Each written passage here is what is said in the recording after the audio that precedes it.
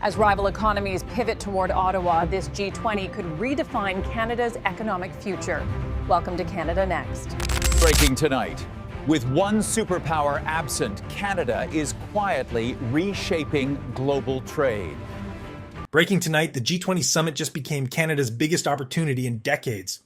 Trump didn't just skip it, he handed Carney the keys to reshape global trade.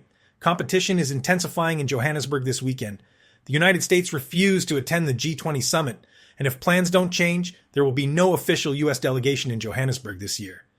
But instead of diplomatic chaos, Prime Minister Mark Carney accelerated Canada's independence strategy. The room Trump left empty, Carney's filling it with every major power that matters. Everyone believed America's absence would weaken the summit. Financial analysts expected diplomatic gridlock without Washington's presence. Markets assumed smaller nations like Canada would struggle for attention among the major powers. They were all utterly incorrect. Johannesburg, November 22, 2025. Standing in his Ottawa office before departure for this weekend's G20 Leaders Summit, Prime Minister Mark Carney made a statement that energized Canadian trade officials. When opportunity presents itself, we don't hesitate. We act decisively. Translation: Ottawa just told Washington that Canadian sovereignty is non-negotiable. And what happened next? The country that invested in diversification strategy reveals exactly why Carney's patience is reshaping global partnerships while American influence contracts. Here's what nobody saw coming. Trump's boycott wasn't just about South Africa hosting. It was about his continued obsession with a manufactured crisis, white farmers supposedly being persecuted, a claim even South African President Cyril Ramaphosa flatly denies. But Trump's rage became Carney's opening. Because while the U.S. president throws diplomatic tantrums on social media, Carney's team has been working the phones, setting up the kind of bilateral meetings that usually take months to arrange. Dear viewers, this weekend, November 22nd and 23rd, 2025, something extraordinary will unfold at the G20 Leaders Summit. Washington withdrew, Johannesburg continued, and Canada, professional, strategic Canada became the partner every nation started prioritizing for meetings. Let's talk about what's actually on Carney's schedule, because this isn't just diplomatic courtesy calls. Saturday brings meetings with France, Norway, the European Union, Germany, and the United Kingdom. These aren't 15-minute photo opportunities. These are substantive discussions about trade architecture, investment flows, and strategic partnerships. Roland Paris, former senior advisor to Justin Trudeau, laid it out perfectly. It's one-stop shopping for the Prime Minister when it comes to meeting with so many countries that we're trying to develop closer relationships with and more trade.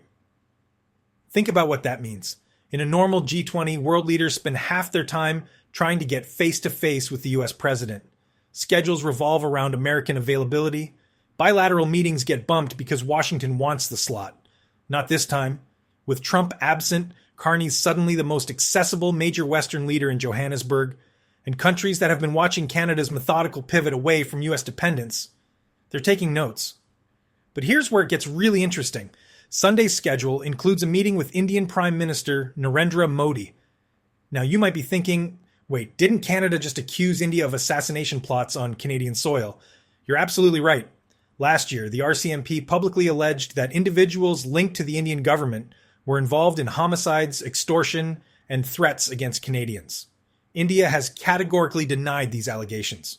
Just last week, Dan Rowe, GEARS, head of Canada's spy agency CSIS, said the threat remains active and that Canada needs to remain vigilant. So why is Carney meeting with Modi? Because Ottawa's taking what senior officials call a clear-eyed view of international relations. With the global trade system fractured by American tariffs and Trump's unpredictability, Canada doesn't have the luxury of only engaging with countries where values perfectly align. Translation: we'll work with you on trade even as unresolved security issues remain under investigation.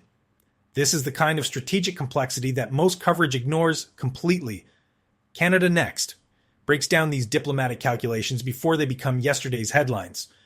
Because understanding why Carney's in that room with Modi, that's the difference between watching politics and actually understanding power. This is realpolitik at its most pragmatic. Carney met Modi once before, at the G7 Summit in Alberta earlier this year. That was relationship maintenance. This G20 meeting, this could be relationship transformation. Canadian and Indian officials might discuss a date for Carney to visit New Delhi, which would signal a formal reset. India represents the world's most populous nation, a massive consumer market, and a critical counterweight to Chinese influence in Asia. Ottawa needs New Delhi far more than it needs moral consistency on human rights issues. And here's what makes this approach work. Canada isn't ignoring the Hardeep Singh Nijjar assassination investigation. Evidence will go public as the criminal case proceeds through Canadian courts. But Carney's separating law enforcement from economic strategy. Foreign Affairs Minister Anita Anand keeps repeating that public safety concerns are at the forefront of India talks. Meanwhile, trade officials are negotiating as if those security issues exist in a parallel universe. Because in international relations, they kind of do. Let's zoom out for a second. What's Carney actually trying to accomplish in Johannesburg beyond collecting bilateral meetings like trading cards? 3 specific objectives, according to senior Canadian officials. First, foreign investment. Carney's scheduled to meet with Qatar, which operates one of the world's largest sovereign wealth funds built on oil and gas revenues. These aren't speculative venture capital funds looking for quick returns. Sovereign wealth funds make long-term infrastructure bets. They finance ports, energy grids, transportation networks. Carney told the New York Times that Canada is creating a better investment environment compared to other countries. Translation: we're stable. America's chaotic. Bring your money here while Washington burns credibility. Second, critical minerals. Canada sits on massive deposits of lithium, cobalt, nickel, rare earth elements, all the materials that batteries and electronics require. As countries diversified supply chains away from Chinese dominance, Canada's geological advantages become strategic assets. Carney's pushing this hard in Johannesburg, emphasizing that countries should build coalitions around shared priorities like clean technology and critical minerals. Build the coalition, control the supply chain, reduce dependence on any single nation. That's the strategy. Third, the Comprehensive and Progressive Agreement for Trans-Pacific Partnership, mercifully shortened to CPTPP. This is the trade agreement Trump abandoned in 2017 before it could be ratified. 11 countries kept going without America: Canada, Japan, Australia, New Zealand, Singapore, Vietnam, Malaysia, Brunei, Chile, Peru, and Mexico. Now Carney's in talks to expand it, potentially bringing European nations into this Indo-Pacific trade bloc. Translation: if Washington won't lead, we'll build the architecture without them.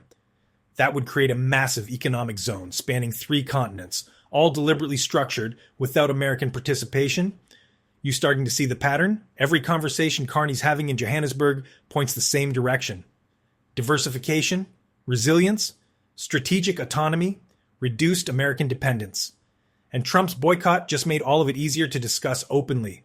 Because here's the truth. Nobody in Washington wants to acknowledge American tariffs keep hammering Canadian sectors. Economic uncertainty from U.S. policy volatility is dragging down growth. Canada's recent budget promised to double non-U.S. exports over the next decade. That's not aspirational rhetoric.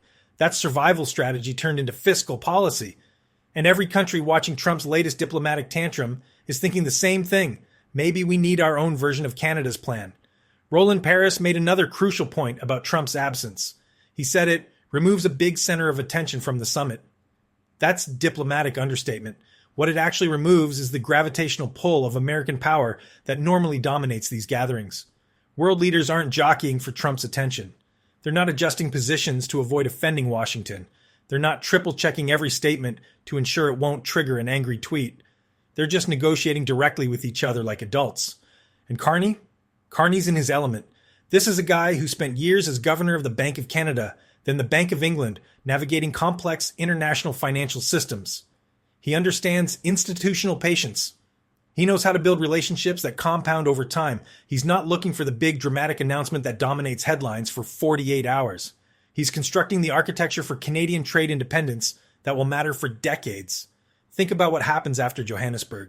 Those bilateral meetings could turn into working groups. Those working groups might produce memorandums of understanding. Those memorandums could become trade agreements, investment partnerships, technology transfers, supply chain integrations. Qatar's sovereign wealth fund could finance a Canadian infrastructure project. The EU might join CPTPP discussions. And suddenly you'd have a trading bloc that spans from Chile to Vietnam to Germany. India and Canada could sign a critical minerals partnership despite ongoing security tensions. None of this makes headlines the way Trump's boycott did. Canada signs technical cooperation agreement with Norway on renewable energy infrastructure, doesn't trend on social media. But 6 months later, when Canadian companies are exporting clean technology to Scandinavia, when investment dollars are flowing from the Middle East into Canadian projects, when trade with Asia continues growing while U.S. economic uncertainty persists, you'll look back at this G20 summit as the turning point. This isn't just about one American president skipping one international meeting. This is about the fundamental recalibration of global relationships when the dominant power becomes unreliable. When Washington can't be counted on to show up, everyone else adjusts. They find new partners. They build new arrangements. They discover that maybe, just maybe, the world functions pretty well without American leadership. And Canada's been preparing for exactly this moment. While Trump was tweeting about white farmers in South Africa, a claim so baseless that even his own diplomatic corps quietly distanced themselves from it, Carney's team was finalizing meeting schedules with every significant economy that would be in Johannesburg. Professional preparation meets strategic opportunity. What you're watching this weekend isn't just diplomacy, it's the visible acceleration of a strategy Ottawa's been building for years: trade diversification, strategic partnerships, economic resilience, reduced dependency on an increasingly unpredictable neighbor. Trump's boycott didn't create Canada's opportunity. It just made that opportunity impossible for anyone to ignore. According to Canadian officials, many of these bilateral meetings are likely to follow a similar pattern. World leaders will reference Trump's absence, express concern about American reliability, and ask if Canada could offer alternatives. Carney's answer will be consistent: yes, and we'll respect your sovereignty while doing it. If Canadian sovereignty is threatened, Carney will not retreat. Ottawa will accelerate partnerships immediately. And that's exactly what's happening this weekend in Johannesburg. So when you see the photos from Johannesburg, when you watch Carney shaking hands with Modi, or sitting across from European leaders, or discussing investment with Qatari officials, remember what's actually happening. This is Canada methodically, professionally, strategically building the relationships that will define its economic future. This is what sovereignty looks like when you invest in it consistently rather than just talking about it loudly. And the most remarkable part, 6 months ago, this G20 summit would have been dominated by whatever Trump decided to make it about: his priorities, his demands, his theatrical confrontations. Instead, he's home rage posting while the rest of the world, led in part by Canada's quiet competence, gets actual work done. That sound you hear? That's the international order adjusting to America's self-imposed irrelevance. And the country taking notes on every conversation, building relationships with every handshake, positioning itself for every opportunity. That's Canada. Professional, patient, and absolutely unwilling to let this moment pass unused. Trump handed Carney an opening. Carney's turning it into a masterclass on strategic diplomacy. And the countries watching from the sidelines are learning exactly what happens when preparation meets opportunity at the highest levels of global politics. This is Canada Next, where we break down the moves that reshape nations before anyone else is even paying attention.